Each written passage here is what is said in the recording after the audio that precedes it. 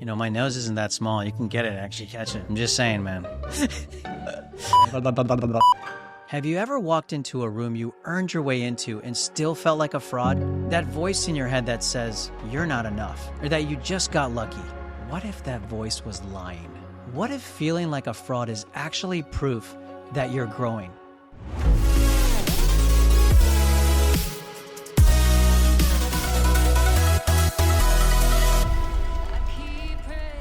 There's this belief we all absorb somewhere along the way, that real confidence means never doubting yourself. You've probably heard a version of it. Just believe in yourself.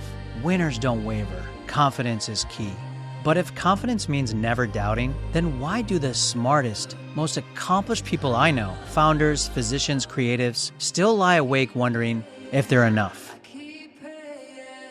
Why did I, a practicing physician and CEO of a venture firm, still feel like I was holding my breath in rooms I'd already earned the right to be in? There's a moment I'll never forget. I was backstage minutes before one of our early Loud Capital investor presentations. The deck was clean. The numbers checked out. I'd rehearsed my opening line a dozen times, but inside, it felt like the walls were closing in. I was sweating through my shirt, heart pounding. I looked the part. Blazer, mic, confidence mask on full display. But inside, I was having a full-blown identity crisis. I wasn't just asking, what if I mess up? I was asking, what if they finally realize I don't belong here? And here's the kicker, that feeling never totally went away.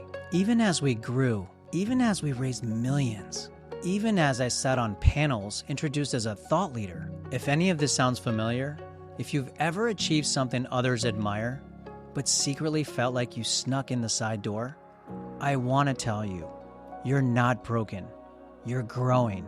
According to the American Psychological Association, 70% of people experience imposter syndrome at some point in their lives. But among high achievers, those with credentials, responsibility, and pressure, that number jumps to 82%. Let that sink in. The more successful you are, the more likely you are to feel like a fraud. That's not a flaw in you. That's a flaw in the way we define confidence. Let me give you a different image. Confidence is like a book, but most of us fixate on a single chapter, doubt, fear, anxiety, and think that's the whole story. The truth is, confidence is made of many chapters. Doubt sits beside clarity, fear next to courage, anxiety next to belief. You can't judge the book by one page. Confidence isn't the absence of hard moments, it's the sum of them. Neuroscience research shows that when we face new challenges, especially ones tied to identity or status, our amygdala lights up. That's the part of the brain responsible for fear and threat detection. It's the same part that reacts when you hear footsteps behind you in a dark alley. So when you're stepping into a boardroom, onto a stage, or into a tough conversation and your heart races, that's not a signal that something's wrong. That's your brain doing its job, treating growth like a threat. But growth isn't a threat. It's a threshold. I felt this not just on stages, but at home. After I left medicine, people kept asking me, so what do you do now? And I'd stutter, hedge, talk around it, because how do you explain walking away from something as noble and established as being a doctor to pursue something as ambiguous as venture capital? Inside, I worried. Was I giving up impact? Trading legacy for risk? And yet, if I had waited to feel fully confident before making the leap, I'd still be waiting. Here's what I've learned. We confuse polish with preparedness. We confuse stillness with strength. And we confuse anxiety with inadequacy. But self-doubt isn't a stop sign. It's a signal. It's your system checking. Are you sure? Is this new? Is this big? Yes. Yes, it is. Let me ask you something. Think back to the last time you felt like a fraud. What were you doing? Was it leading a team? Speaking in public? Trying something new for the first time? That moment didn't mean you were out of your depth.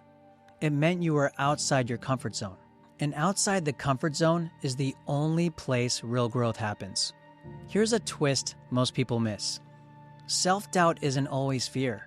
Sometimes it's humility. It's your brain saying, this matters. Don't screw it up.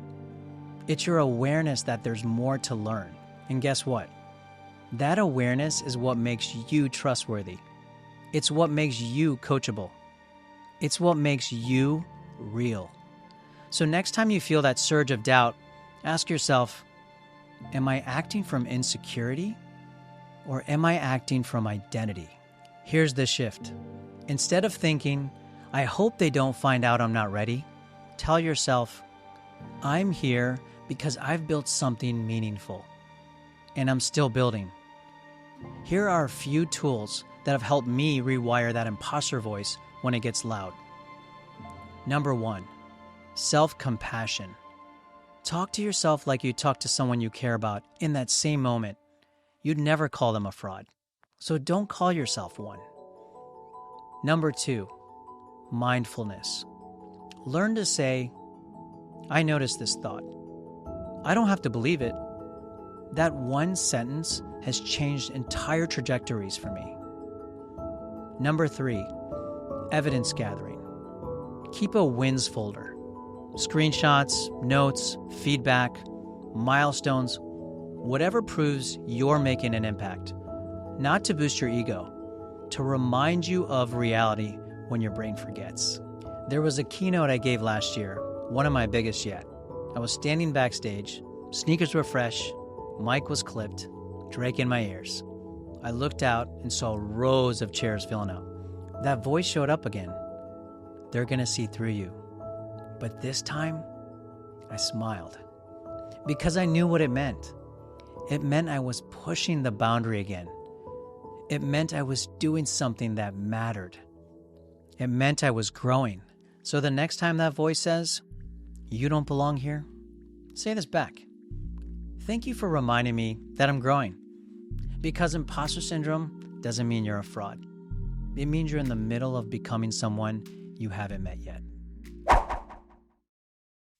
Now let's bring this closer to real life, because behind every polished resume is a story most people never share. I pulled together a few anonymous posts from Reddit, raw, unfiltered glimpses into what people are actually feeling when the mask of having it together slips. Let's hear what's really going on beneath the surface. I just started a new research job at a prestigious hospital 1 year after finishing my PhD. The department is awesome, the work to be done seems really interesting, the people are friendly, welcoming, and seem laid back. However, I have been finding it hard to sleep or eat this first week and really shitting bricks. For the first time, I feel like I'm no longer the pupil but expected to be a master. And our group leader, who's also a year younger than me, looks to me for my opinion and input, and it absolutely terrifies me. This I can really relate to because there's this statement here. I have been finding it hard to sleep or eat the first week.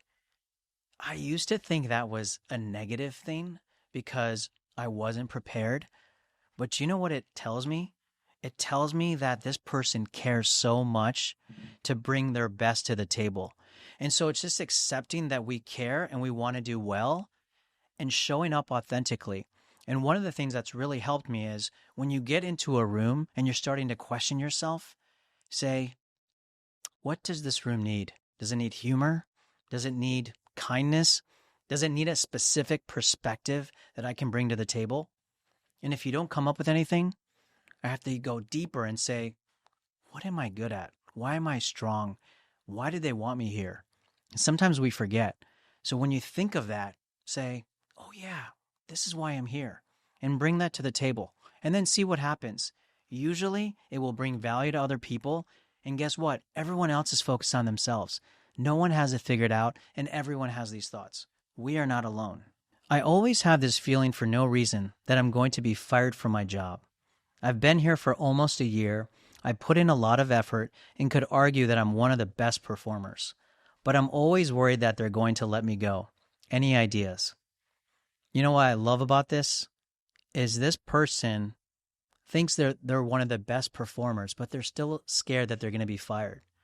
So number one, I would be really proud that you've accomplished so much, And if you feel comfortable communicating on, hey, how am I doing? Can I ask for feedback? Can I do better? That's what I would do. I've felt like every leader or every workplace wants people to speak up and say, how can I improve? How can I do better?